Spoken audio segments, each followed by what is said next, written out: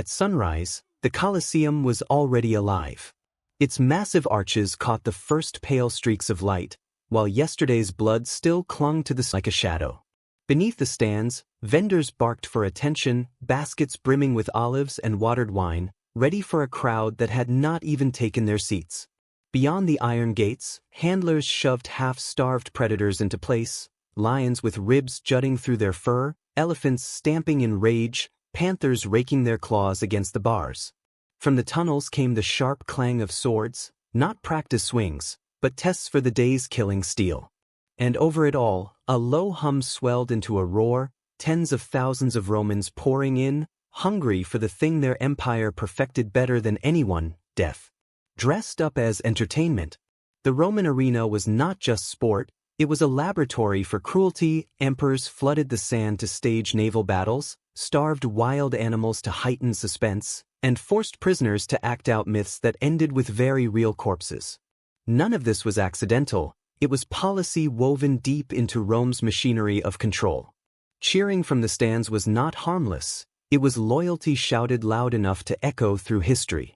And today, we are stepping straight into that shadow. These are the most brutal, most inhumane arena acts that went too far, even for Rome. From blood-soaked funeral rites to executions dressed as theater, we will uncover how an empire built its glory on turning suffering into applause. Before we dive in, hit subscribe so you do not miss our next descent into history's darkest corners.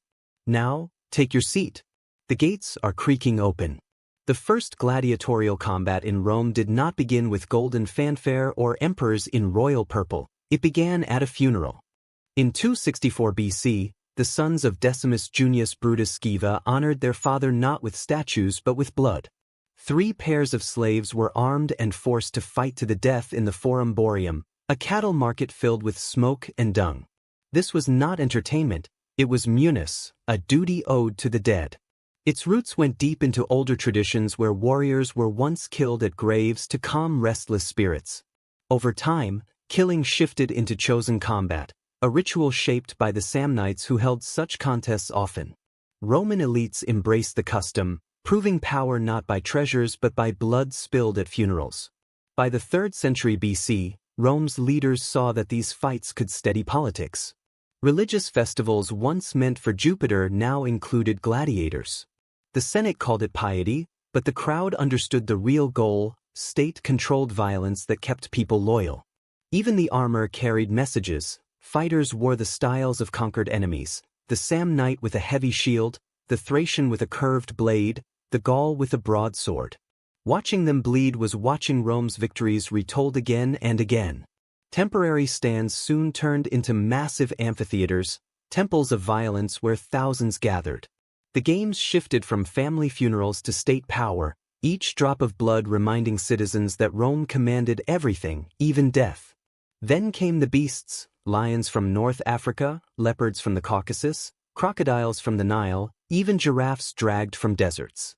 Romans called these venations, hunts meant to prove domination over nature itself. Julius Caesar set the tone in 46 BC by showing a giraffe, the first seen in Europe, only to send it into the arena to be torn apart.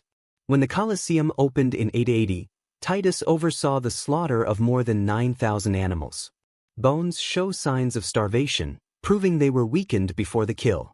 Even elephants, once feared in war, were butchered for sport.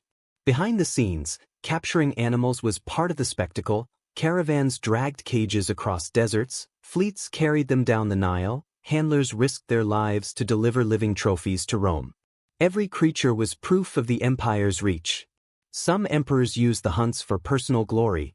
Commodus dressed as Hercules and killed animals himself, though the animals were often chained or starved. The people cheered because silence was dangerous.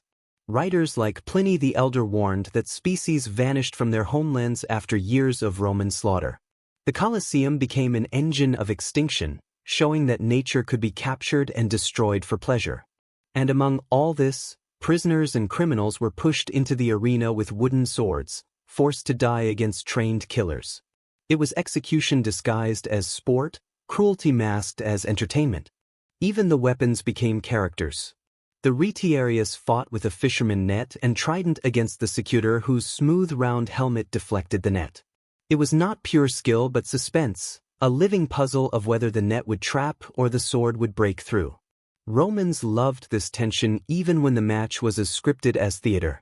Soon the violence expanded. One gladiator could face several foes. Some days whole units clashed like tiny armies, turning the sand into a swamp of blood and broken shields. When novelty faded, Rome pushed further. Female fighters appeared in the 1st century AD. Juvenal mocked them, but records show they fought for real against dwarfs, beasts, even other women. Their presence blurred gender lines but proved a darker truth that no one was beyond Rome's hunger for spectacle. Even armor became torment. Some helmets narrowed sight until fighters stumbled half blind. Others were so heavy that lifting the head became a struggle. Armor was not always protection, sometimes it was punishment. Rome turned the arena into propaganda. Gladiators dressed as barbarians reenacted Rome victories. Their staged defeat reminded the crowd of imperial power. Every mismatch, every twist, every stunt kept the masses shocked and obedient. By midday, after the morning blood had dried, the arena shifted into death theater. Romans called it damnatio ad bestias, condemnation to the beasts. Criminals, deserters, slaves, and prisoners of war became unwilling actors in executions disguised as myths. Punishment matched the crime. Thieves torn by wolves, arsonists burned alive, traitors thrown to lions.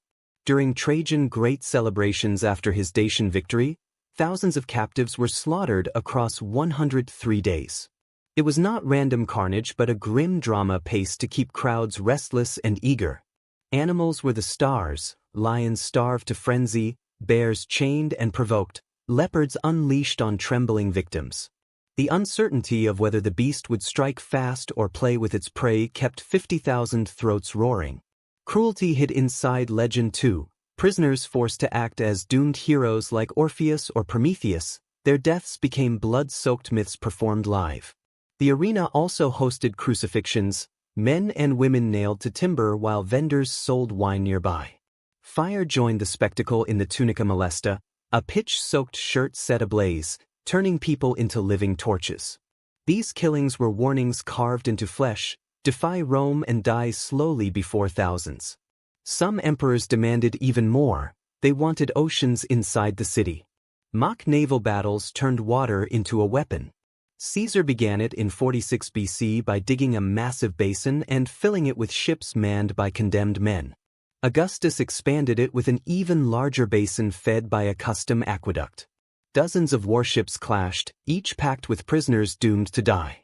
The message was clear: Rome could command seas even where none existed, even nature bent to imperial will. By 52 AD, Claudius pushed Roman spectacle to new extremes by draining Lake Fucine for a grand naumachia.